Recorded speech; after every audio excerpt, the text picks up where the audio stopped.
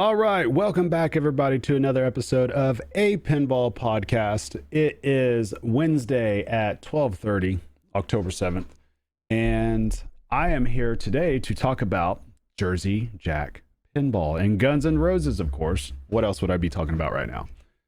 Anyhow, specifically, we're going to talk about gameplay. Now, the Buffalo, as of this podcast, the Buffalo gameplay reveal has not happened yet. However, a lot of other people have started to show this game either on Facebook or YouTube as well. I think Buffalo Pinball actually released an unboxing and they had gameplay at the tail end of that. And I've seen now, I believe, 2 or 3 Facebook videos. I know 2 for sure. I saw one last night briefly from Helicon Brewery up in, I believe they're in Pittsburgh. And it was about 15 minutes long, but then the video disappeared. It was gone. I saw another one earlier today that was about a 35-minute video. However, the gameplay itself might have been maybe 10 minutes long or so, somewhere right around there from the Pinball Garage. And I apologize, guys. I don't know where you guys are out of. Anyhow, I've started to really formulate my opinion on how this gameplay is, and I'm pretty sure tonight it's going to be finalized. Now, I will preface this by saying I believe that Jersey Jack, obviously, they have a hit on their hands. There's no doubt about it. It's a great looking pen. It's immersive. It ticks all those boxes off. Now, if I'm going to strip everything away and I'm just looking strictly at the gameplay itself, and I've talked to several people, including some high-level players that have been able to flip this game already. And so, in formulating my opinion on this, I had some gut reactions to what I saw dealing with the layout itself. And then those gut reactions were all but confirmed whenever I saw the actual gameplay happen. And I will also say that, anything that I say here, it is not gospel by any means. It is not. It is simply, it's just my opinion. And opinions are so subjective that one thing that I might not like, somebody else is going to love. Now, I will say that if you're a Guns N' Roses fan, you're probably going to absolutely love this game. You're going to love it. You're going to love it. If you're a casual pinball fan, you're probably going to love it also. If you're looking for something that is just a flow-based shooter, I don't think you're going to find it here. I don't think you are. And there's just certain things like I'm going to have a chance to actually flip this game because I know our local pinball arcade is supposed to get one from what I'm hearing. So maybe here in a few weeks, I hope I'll be able to flip it. But, I was going back and forth on the maybe train of picking one up because my wife saw Straight Down the Middle's video and she was like, I really want this now. This looks, she felt the need, like the want to get it. However, I wanted to wait a little bit longer to see gameplay. And now that I've seen it, I can honestly say I'm on the train of just waiting to actually get to play it on location. And I know for a fact I'm not going to be buying it for my house. And there's reasons for that. And, one of the things that really caught my eye whenever watching the gameplay, I knew going in that this was going to be a very much stop and go pin, which means it's going to be a long player. But the fact is, this pin almost has to be stop and go. And there's reasons for that. When you have so many assets within this game, and you're going to have all those moments built in on the back box, light show, everything, you've got to give the player time to breathe and experience those things. And because of that, you're going to have some stops. Now, because you're going to have some stops, that means naturally you're going to interrupt flow. So one of the things that's happening that I'm noticing on the gameplay, there is a tremendous amount of multi-balls going on. I mean, guys, it is insane. It's almost like this thing is a slot machine and it keeps throwing out balls just nonstop. I mean, this thing gives away more pinballs to you to play than what Oprah gives away in cars. It is that crazy. And what's throwing me off on this, guys, and I know maybe obviously you could probably tone down the multi-balls. I'm sure there's some default that you can change or whatever. But what is really throwing me off with all this is I'm seeing games where multi-balls are lasting minutes at a time. And this layout really doesn't seem like it's designed for multi-ball in mind. I mean, we have a spinner shot that leads directly into pops. We have a center scoop, which is going to slow down the ball and stop it, obviously. And we have a disc that is going to naturally deflect the ball that basically appears to stay in front of the right ramp at times as well, to where you won't be able to make a right ramp because the disc is in the way. And actually, I'm personally not a fan of that. I'm not against disc. I'm just not a fan of it potentially blocking shots that are important. If it goes through the pops, I don't mind that block. But when it starts blocking a ramp, that kind of bugs me. But it's going to be dependent according to who's playing. It's going to be totally dependent. And this isn't to say, oh, this whole design's crap. No, not saying that. What I am saying is that I know for a fact this type of layout isn't one that I would necessarily enjoy flipping for those reasons. And so whenever I see multi-ball being played on here, it's like the balls, they're going everywhere. I don't know this for sure, so don't quote me on this, but I'm pretty sure the way that they have the coding in mind, you don't necessarily want to stay trapped up for too long. But I don't know if that's based on every song or that's just certain songs. That I don't know. I need to dig in more about that. I'm sure we'll find more out about that tonight. However, what's throwing me off is this design isn't made for multi-ball, for that many. Whenever we have 4, 5, 6, however many was going out there, I mean, it's insane.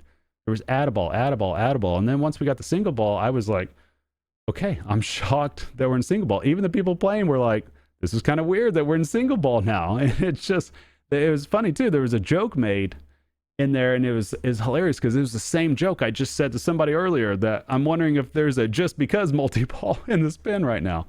But I understand, though, that people are going to enjoy that, though. You give people an easy opportunity to get to multi-ball.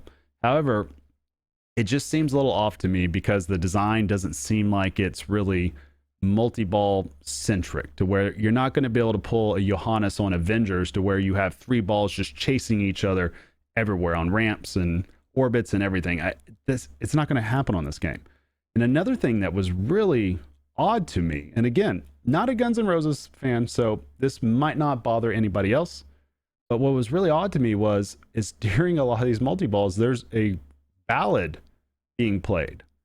So while the light show is probably there, the music itself is just, it's kind of like that slow paced, and you have balls just going everywhere. And then you hear the music, it's slow paced. There's chaos going on, under the glass in the playfield. And then the sound indicates slow. It doesn't match up. And it's kind of jarring to me a little bit. Maybe that's just a me problem because I'm not a huge Guns N' Roses fan, and maybe everybody else that is huge fans, they're just going to absolutely love that. I mean, it's cool. It feels like those types of moments are more or less like single ball moments, to where you're picking out one particular shot that might speed up your song a little bit, or might give like a huge guitar riff or something. I don't know. Maybe it's just, I don't know. It could just be me. I need to see even more of it, but my first instinct on this is it's a little jarring. It's a little jarring. And then there's, there was one in particular, I forgot who was playing it. November Rain was playing. Of course, obviously has like 1.5 billion views on YouTube. It's a huge, huge rock ballad. I think it's like 8 or 10 minutes long. But hearing it on a pinball machine, it was weird. I'm not gonna lie to you guys. It was weird. It's just such a slow-paced song. Now, when they played Live and Let Die, once it started up, that was awesome. Now, I couldn't tell what the hell was going on because the light show was so insane, and I didn't really know what was going on.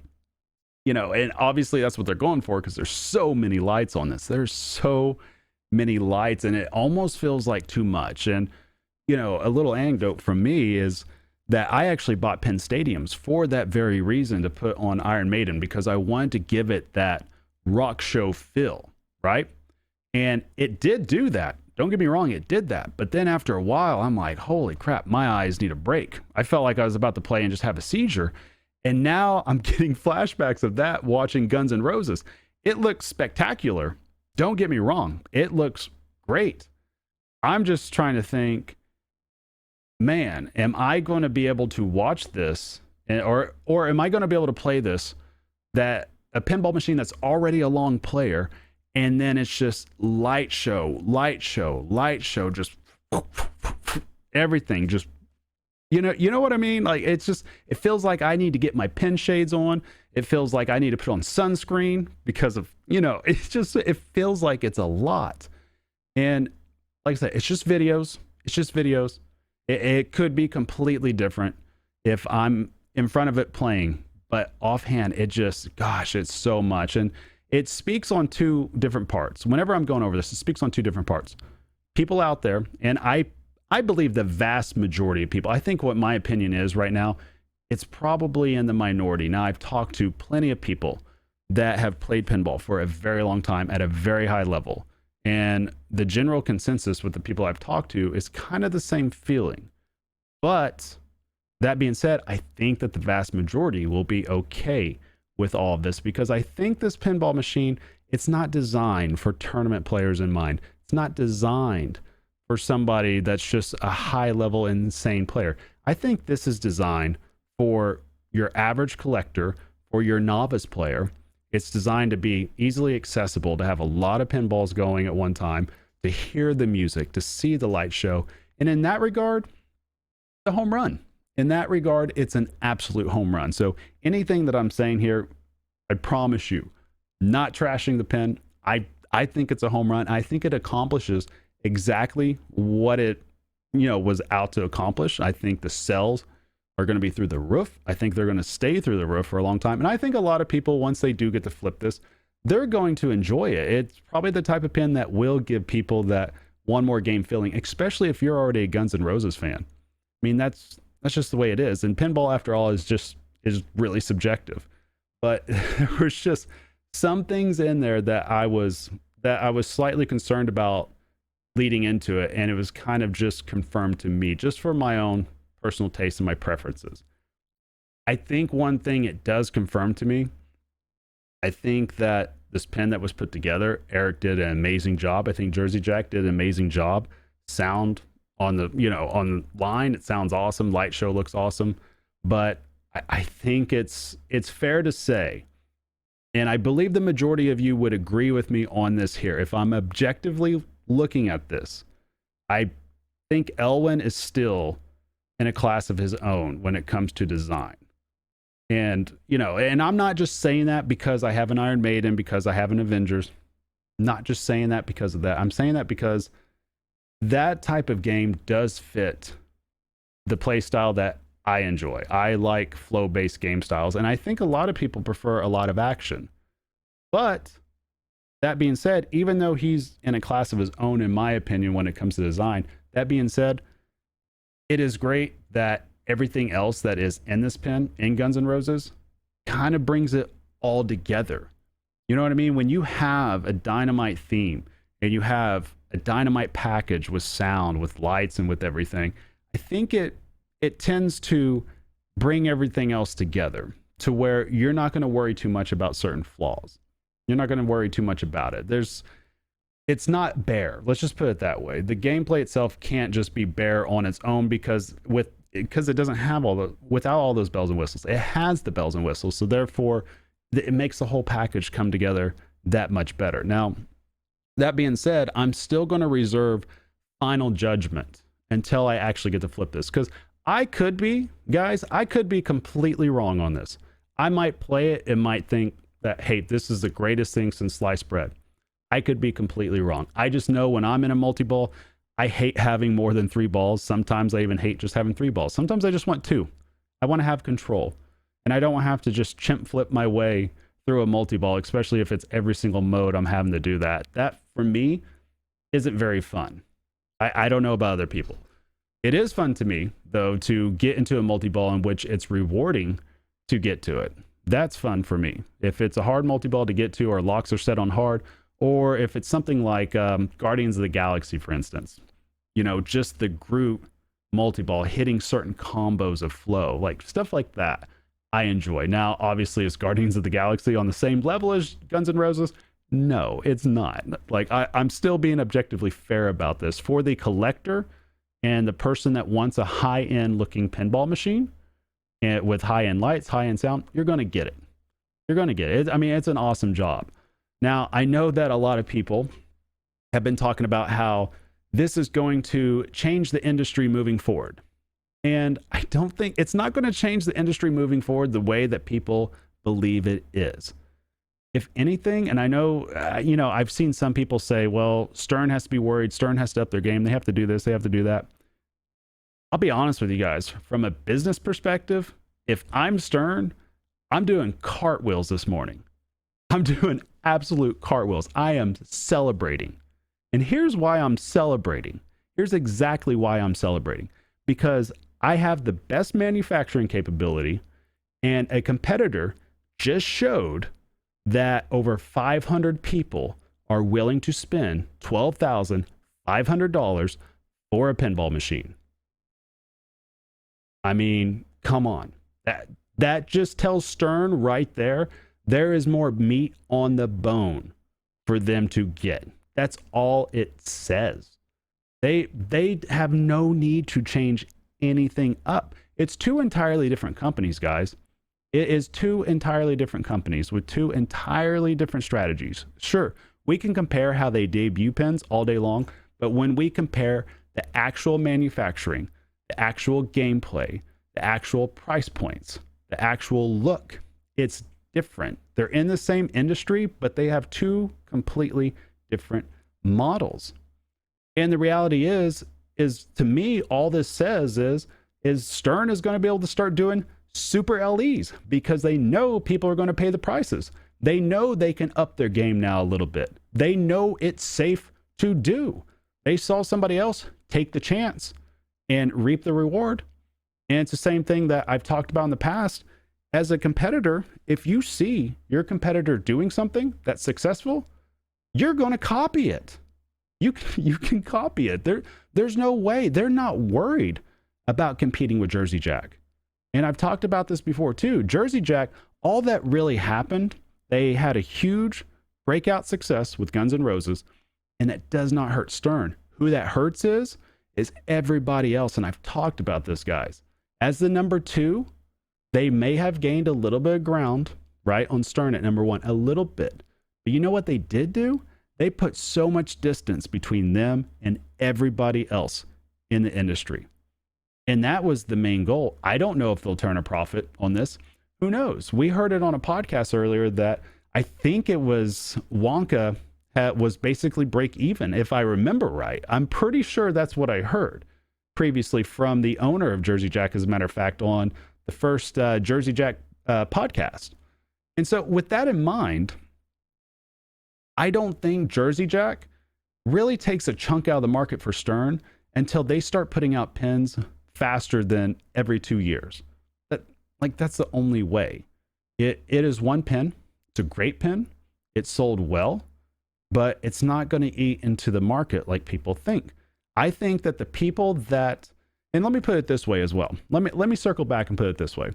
I know obviously Kaneda talked about this a little bit to where he didn't understand or he didn't see how anybody else would be able to justify buying a Stern without, like Turtles, Munsters, whatever. I don't know the exact words on it, but what it led me to think is how many people I've met over the years at different shows that are collectors. And I've met hundreds of them. And honestly, I can count on one hand how many of those high-end collectors only collect one machine at a time. Usually, and we all know this, when we talk to people at shows, it is rare. It is rare that somebody has just one pin. The ongoing joke all the time is how these things multiply. That's the ongoing joke. Look back there, guys. Look how much this has multiplied. This started out with a Father's Day gift in 2016 with Walking Dead. And now all of a sudden I got pins here. I got pins there. I got pins over there. I got pins under here. I mean, that's what happens. That's what happens. And so what I'm getting at is that the people that want to get the collector's edition for Jersey Jack, they're not going to all of a sudden say, I don't want an LE from Stern. They'll still collect. That's what collectors do. They collect. They won't be able to say no. And even if somebody puts a line in the sand and says, you know what, I'm only going to buy the $12,500 pins from now on from Jersey Jack, I guarantee you the world is big enough and the industry is big enough and the sales are big enough, especially when you look at how Avengers has been selling. The premiums alone have been doing gangbusters. They're backed up. Stern is completely backed up because of it. They're going to be fine. New buyers will show up. New people will enter. Younger generation, similar to me. 10 years from now, 5 years from now, people that are in their late 20s, they're going to be mid 30s. They're going to be late 30s. That's what happens. New people move in the industry. So I don't think that this is going to change things the way people believe. If anything, I expect that Stern will keep a similar model, maybe bump up in price a little bit, and possibly start focusing more on super LEs, because now they've seen with the right theme, with the right integration, it does well. It does well. And nothing's to say, guys, and I even mentioned this the other day, like I don't see how any rock band would not want to go to Jersey Jack now to have that done. And that holds true unless Stern decides, okay, we're going to take the tape off and we're just going to go for this one theme or this one pin. We're going to do a super LE and we're going to go. I could see that happening. I mean, it would be very curious if they just decided AC/DC is coming out with a new album.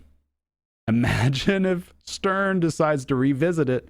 I mean, I know everybody's probably shouting at their screen or at their phone right now, like, why would they revisit something? Everybody else is revisiting titles. Guns N' Roses, revisit it. Avengers, revisit it.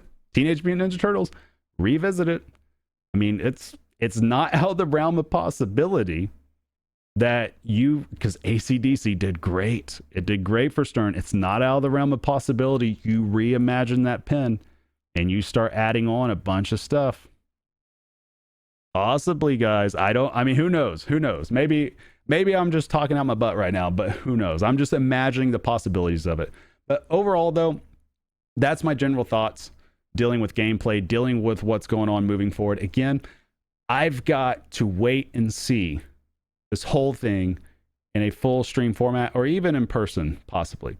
I don't know. I think if you are a novice player, an average player, or a huge fan of Guns N' Roses, even if you're world-class, whatever, you're going to love this pin.